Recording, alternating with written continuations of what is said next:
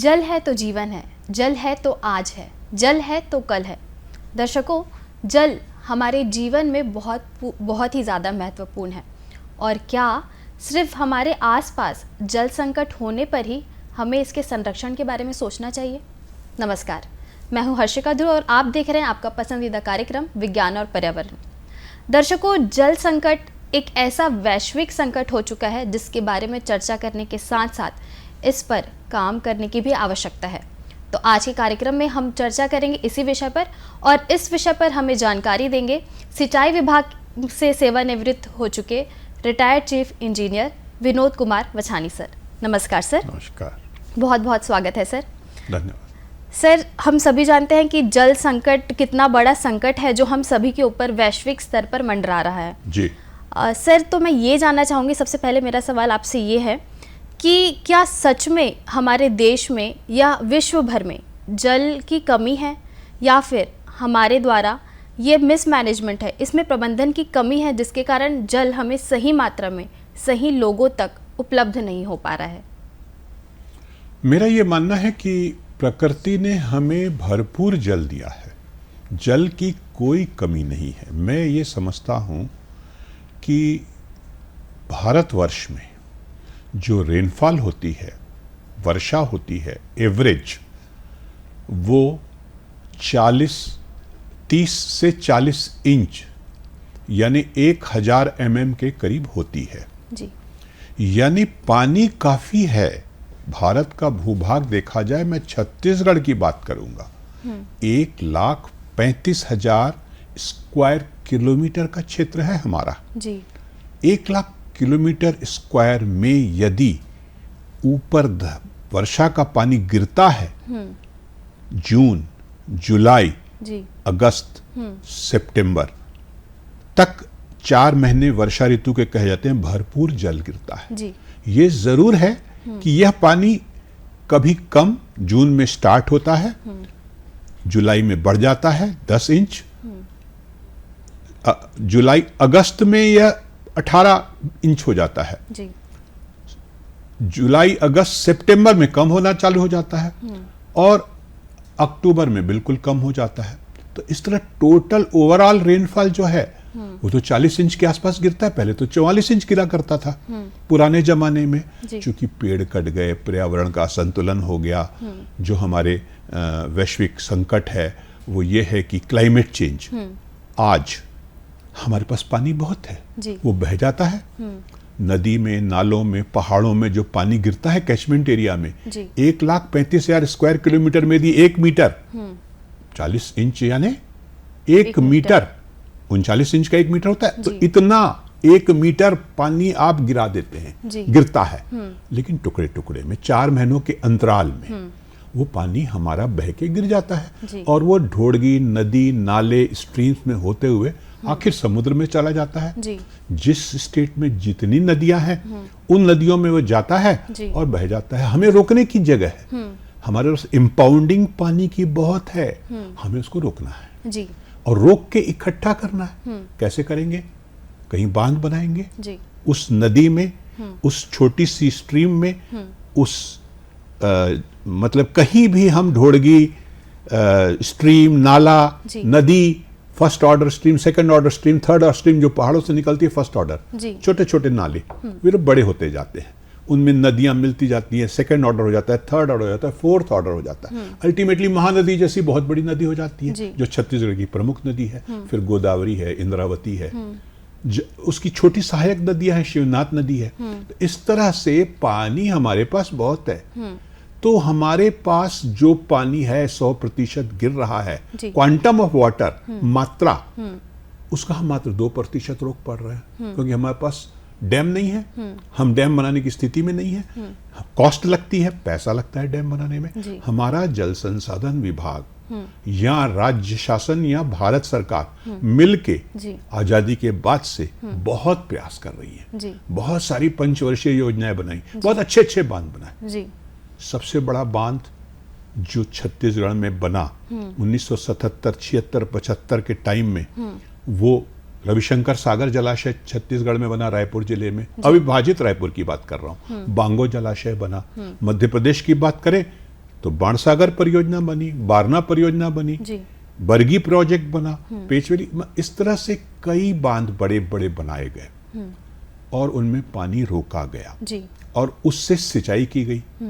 तो बांधों में पानी तो है, लेकिन वो जो जल भराव है वो पूरा जो पानी गिरता है, प्रकृति ने हमें पानी दे रहा है उसका मात्र 2%, जी 1.5 से 2%, 2.9 बिलियन क्यूबिक मीटर्स। जी तो हम उस पानी को जो रोक पा रहे हैं उसी का सदुपयोग कर लें, जी उसी को से अच्छे से फैला लें नहरों में, जी उसी को पीने के पानी में उपयोग कर लें और उसी से हम पानी का सही मैनेजमेंट करके हम पानी पहुंचा सकते हैं। जी मतलब कहीं ना कहीं मिसमैनेजमेंट हो रहा है जिसके कारण पानी की कमी है, अवेयरनेस की कमी है। जी अवेयरनेस यानी हमें जागरूकता पैदा करनी है। जी जल शक्ति मंत्रालय तो कर ही रहा है।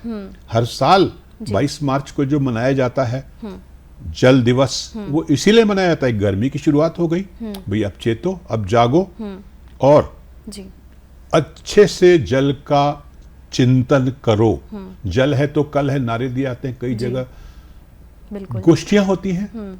इससे और ग्राउंड लेवल तक पहुंचाने की जरूरत है। जी। ग्रामीणों को खास करके हर ग्राम, हर ब्लॉक, हर तहसील स्तर पे ऐसी जागरूकता शिविर चलाने की जरूरत है कि जहां आप बहता जल देखें उसे रोकें। जी जी जी सर, आपने अपने कार्यकाल के दौरान ऐसे बहुत से जल संकट देखे होंगे, उनके बारे में हम जानना चाहते हैं। और हमारे आसपास के क्षेत्रों में ऐसे किस किस तरह की जल संकट है जिससे लोग जूझ रहे हैं और उसका निवारण किस तरह किया जा सकता है?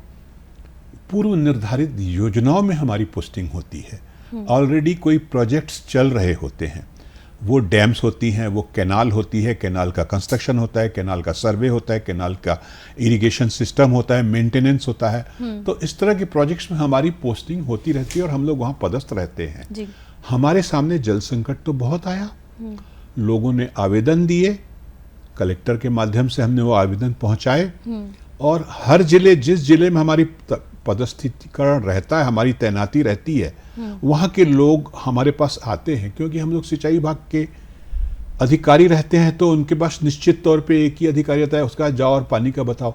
उन्होंने कई सजेशन दिए कि सामने साहब यह नाला है, इसको अगर बांध दिया जाए तो इसमें बांध, लेकिन पैसा कहाँ है। हमने कोशिश की, जो बड़े बांध बन सकते थे उसकी हमने सर्वे रिपोर्ट बना के भेज दी।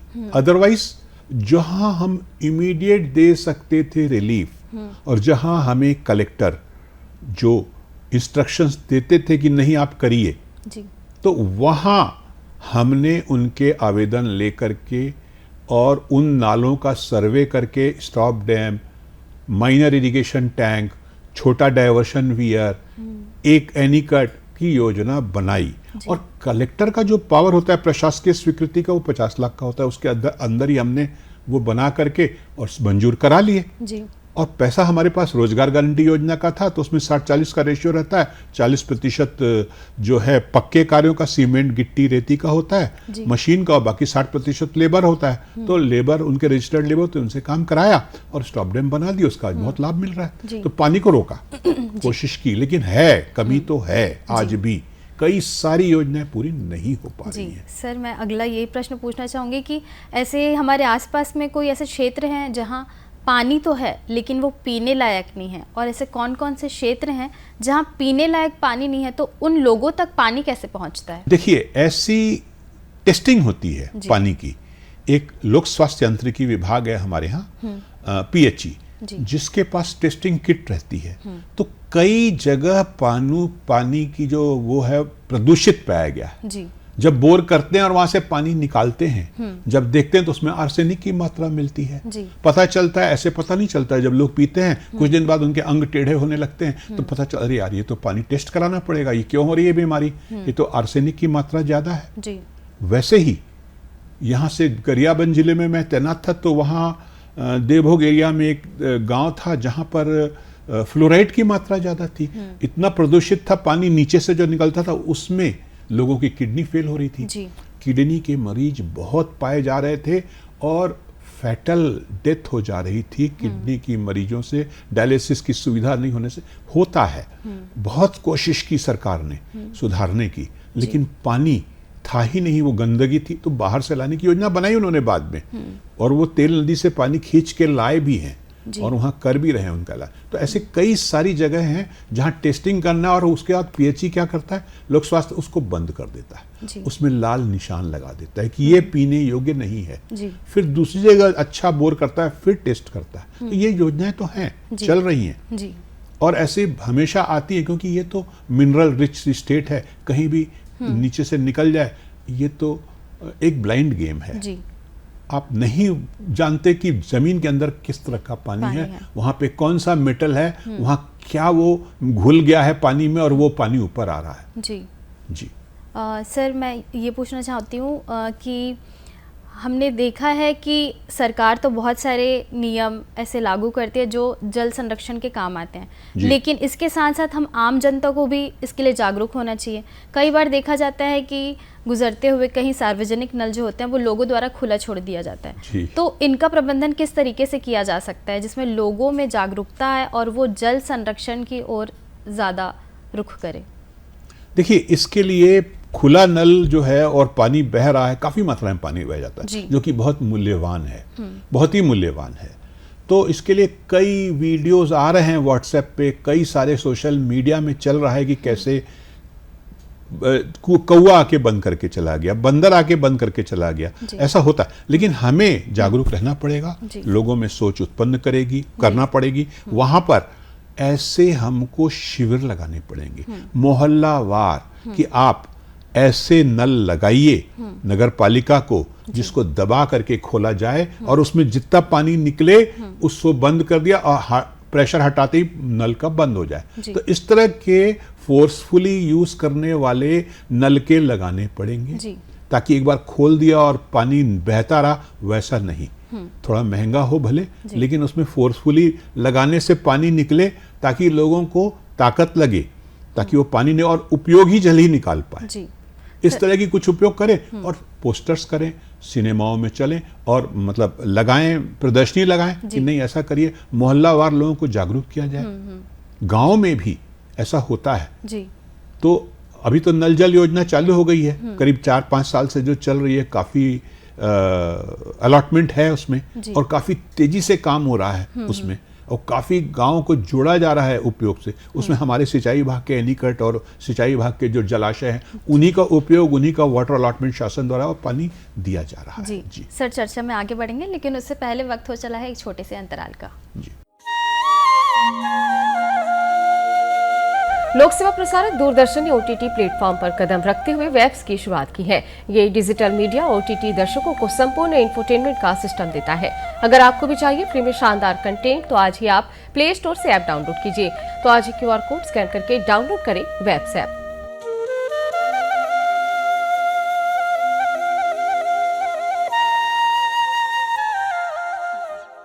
ब्रेक के बाद आप सभी का कार्यक्रम में एक बार फिर से स्वागत है। बढ़ते हैं जल संकट की चर्चा की ओर। सर, मैं अब आपसे ये पूछना चाहूँगी कि हमने देखा है कि हमारे आसपास जो जल हैं, घर में जो भी जल है, वो हम किस तरीके से सुरक्षित रखते हैं गर्मियों के मौसम में, कैसे बड़े बड़े कंटेनर में भर के रखते हैं। और हमारे पास जो है मीठे जल का स्रोत है वो है ग्लेशियर। वो काफ़ी जल्दी इतनी तेज़ी से पिघलता जा रहा है कि उसके पिघलने से ऐसे बहुत सारी प्राकृतिक आपदाएं भी हैं जो हमें देखने को मिलती हैं। इसे हम किस तरीके से बचा सकते हैं, इसके बारे में सर मैं जानना चाहूँगी। देखिए, ग्लेशियर पिघलना तो एक वैश्विक फिनोमिनन है जी। तापमान बढ़ रहा है, तापमान बढ़ने से हम पेड़ काट रहे हैं। लोग इस बात को समझ नहीं रहे हैं कि ऑक्सीजन देने वाले पेड़ जैसे पीपल, बरगद लगाने चाहिए जी। क्लाइमेट चेंज का मतलब है कि जैसे गर्मी, एवरेज हीट जनरेट हो रही है, वो बढ़ रही है। 1 डिग्री तापमान भी बढ़ता है तो वैश्विक स्तर पे बहुत फर्क पड़ता है। ग्लेशियर तो बहुत ऊंचाई पर है, 5000-7000 फीट मीन सी लेवल से ऊंची जगह पे बर्फ जमना चालू होती है। तो ग्लेशियर तो नेचुरल बने हुए हैं, हजारों वर्षों से वो बर्फ की चट्टाने हैं जिनके मुहाने से पिघल पिघल के वो नदियां बनती हैं जी। चाहे यमुनोत्री हो, चाहे गंगोत्री हो। सभी जगह से ग्लेशियर से ही पानी पिघल पिघल के आ रहा है और नदियां फॉर्मेशन हो रही हैं और अलग अलग वैलीज से कैचमेंट एरिया से पानी आके बन रहा है और वो चल रहा है। तो ग्लेशियर्स को बचाने का तो एक यही है कि हमें पेड़ों को बचाना होगा, ओजोन परत को बचाना होगा, कार्बन कवर को सुरक्षित, मतलब जीरो कार्बन जो हम एमिशन कर रहे हैं गाड़ियों में, जो हमारी गाड़ियां प्रदूषित कर रही हैं, कार्बन का एमिशन कर रही है, कार्बन डाइऑक्साइड निकाल रही है डीजल के जलने से, पेट्रोल के जलने से, कंबशन ऑफ फ्यूल से हमारी जो गाड़ियों में धुआं निकल रहा है उसमें सबसे ज्यादा कंटेंट कार्बन कंटेंट है। जीरो कार्बन पे हम चल रहे हैं, हमारी पॉलिसीज बन गई हैं, लेकिन ग्लेशियर बचाने के लिए तो हमें गर्मी को कंट्रोल करना है और वनीकरण सबसे बड़ा उपाय है। अधिक से अधिक मात्रा में डैम बनाने होंगे, उन डैम में पानी इकट्ठा करना होगा, उस पानी से पेड़ों को लगा करके बचाना होगा प्रकृति को। जी सर, मैं अगला प्रश्न ये पूछना चाहती हूँ कि नदियाँ जो हैं वो काफ़ी सहायक होती है हमें पानी उपलब्ध कराने के लिए भीषण गर्मी के मौसम में, लेकिन अब देखा जा रहा है कि नदियाँ भी कितने जल्दी बहुत जल्दी जो है इतने जल्दी गंदे हो जा रहे हैं, हम लोगों से ही होते हैं। तो इसे हम किस तरीके से साफ रख सकते हैं और क्या क्या प्रबंधन ऐसे किए जाने चाहिए जो नदियाँ हैं स्वच्छ रहे और हमें पीने योग्य पानी उपलब्ध करा सके? देखिए, नदियों का जो आपने दो क्वेश्चन किए, पहला तो नदियों में बहाव कम हो गया, सूख गई, दूसरा आपने कहा गंदी हो गई। गंदी तो हमारा नाला जो है शहर का जाके मिल रहा है इसलिए वो नदी गंदी हो रही है, क्योंकि एसटीपी लगाया नहीं, सीवरेज ट्रीटमेंट प्लांट, यानी हम उसको पहले बहते हुए गंदे जल को जो हमारे घरों से वेस्ट निकल रहा है सीवेज का, उसको हम साफ करें, सीवेज ट्रीटमेंट प्लांट लगा के उसकी क्लीनिंग करें, बीओडी की सीओडी मतलब बायोलॉजिकल ऑक्सीजन डिमांड, वो बीओडी और सीओडी को हम मेंटेन करें, उसको क्लीन करके उसको बाद में नदी में डालें। तो एक तो ये सवाल का जवाब हो गया कि आपको पहले सीवेज ट्रीटमेंट प्लांट लगा करके उसके बाद जल को छोड़ना है। दूसरा, नदियों में निरंतरता पानी की बनाए रखने के लिए ऊपर से ट्रीटमेंट करना पड़ेगा। छत्तीसगढ़ शासन ने बहुत अच्छा काम किया है 5 वर्षों में, 8 वर्षों में।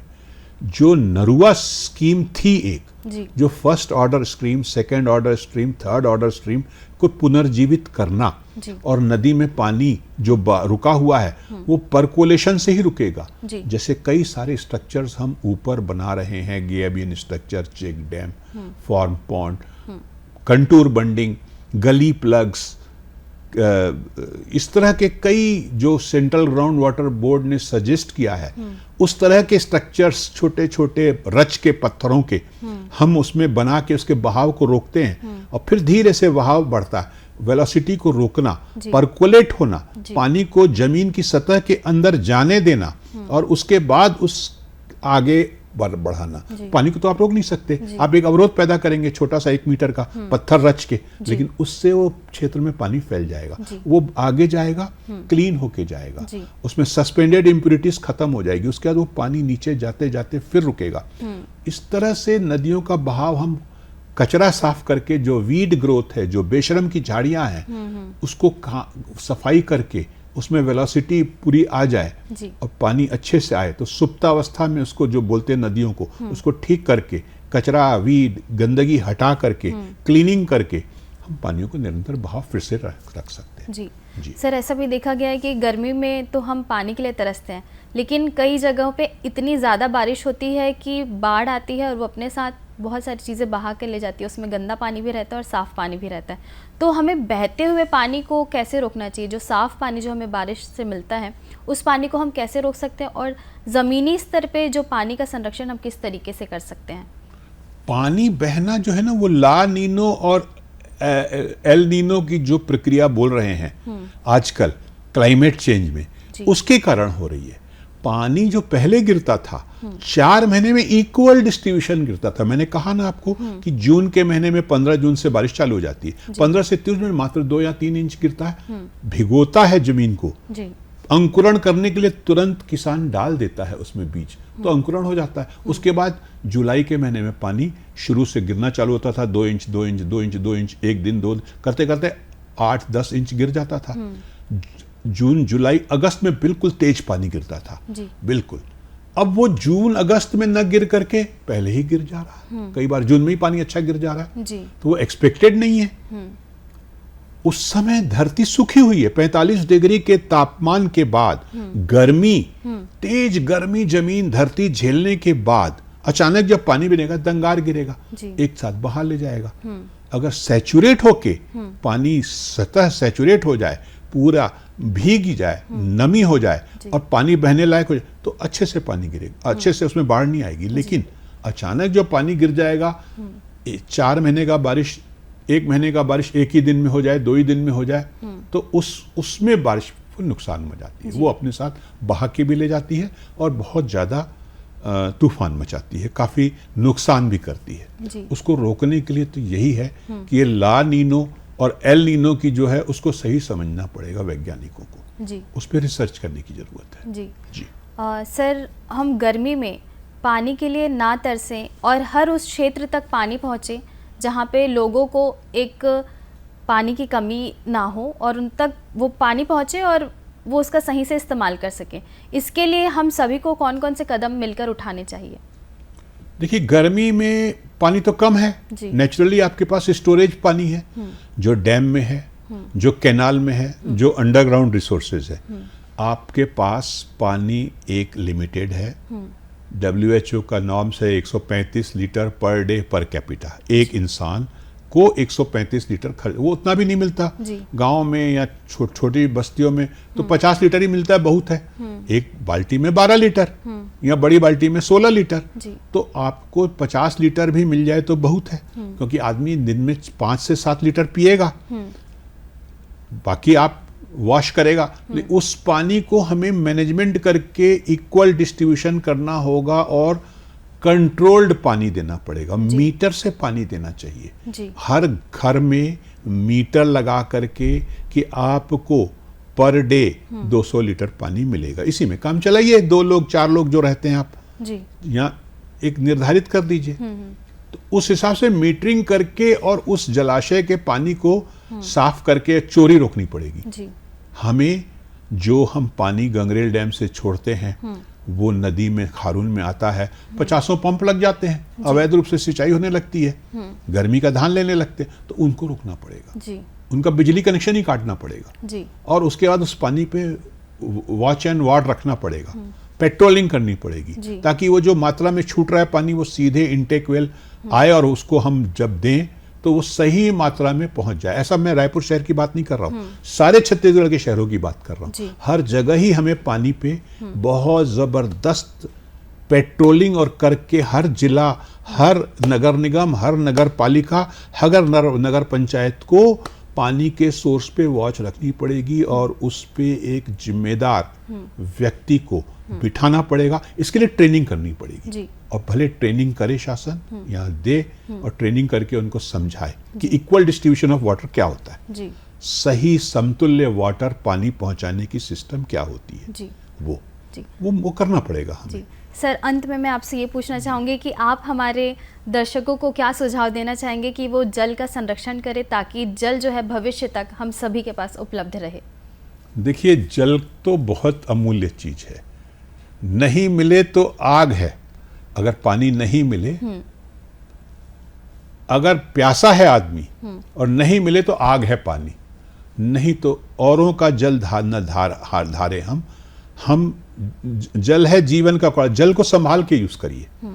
ये बहुत कीमती चीज है, आपको जो मिला है उसको सही उपयोग करिए, अपने पास सही बर्तन रखिए, उसमें स्टोरेज टंकी रखिए, स्टोर करके उतना ही रखिए जो आपके यूज का है। अननेसेसरी न बहाएं, अननेसेसरी व्यर्थ में पानी का दुरुपयोग न करें, बहुत कीमती है। जी बहुत बहुत धन्यवाद सर, आप आए और इस महत्वपूर्ण विषय पर हम सभी को अवगत कराया महत्वपूर्ण जानकारियों से। तो दर्शकों, जल हमारे जीवन के लिए कितना उपयोगी है, कितना महत्वपूर्ण है, ये तो हम सभी जानते हैं। और बेंजामिन फ्रैंकलिन ने भी कहा था कि जल की अहमियत हमें तभी समझ में आएगी जब कुआं सूख जाएगा। तो जल की अहमियत हम सभी को समझनी चाहिए, इसका संरक्षण करना चाहिए। आज के कार्यक्रम में चर्चा यहीं तक। अगली बार होगी आपसे फिर मुलाकात एक नए विषय के साथ। तब तक के लिए दीजिए हमें इजाज़त। नमस्कार।